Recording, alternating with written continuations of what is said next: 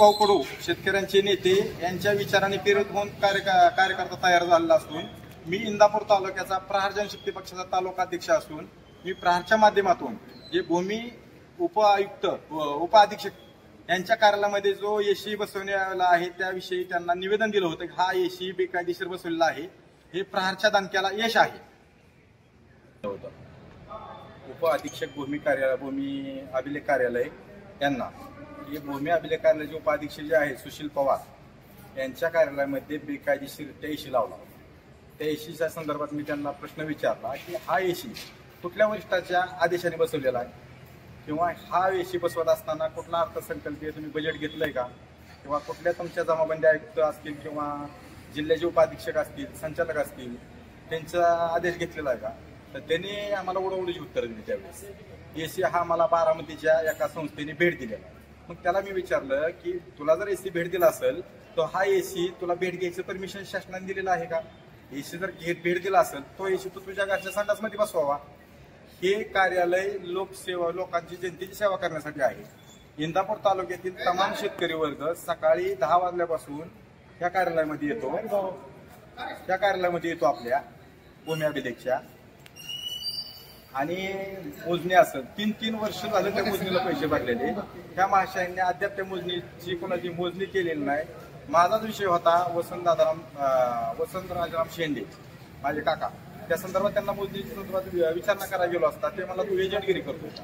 म्हणजे हे मासे एसीच्या हवेमध्ये बसतात, स्वतःचं डोकं शांत ठेवतात आणि इंदापूर तालुक्यातला तमाम शेतकरी असेल किंवा सर्वसामान्य नागरिक असेल इंदापूर तालुक्यातला खेडोपाड्यातून इंदापूरला येतो म्हणजे त्यांची तळपायाची आग मस्तकात घालवायचं काम हा सुशील पवार करतोय.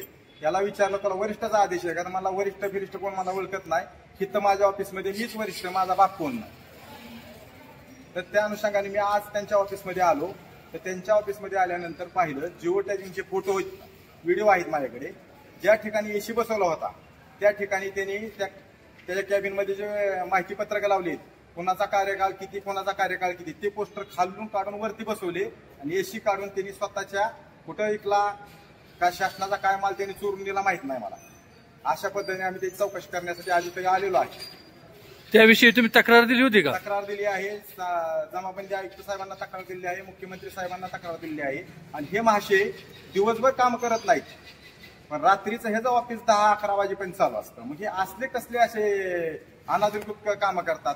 तर त्याला म्हणलं तर तो म्हणतोय की मी एका संस्थेचं काम कायदेशीर केलं. मग ह्यांनी त्या संस्थेचं काम बेकायदेशीर काम कायदेशीर करून दिलं असेल त्याच्यापोटी ह्यांनी लाच घेतली आणि त्या लाचेत दिलेला हा एसी. तर ह्याच्यावर का नाही लाच प्रतिबंधात कारवाई व्हावी आणि ह्याचं निलंबन व्हावं.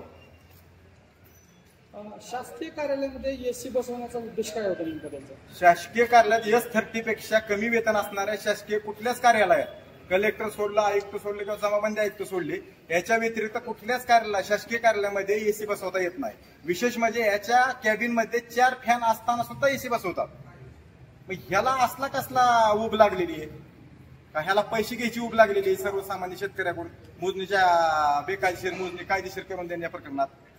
माझ्याच बाजूला आजूबाजूला काही शेतकरी आहेत 2023ला मोजणीचं पैसे भरलं त्यांची हद्द 2023ला 25ला कायम केली.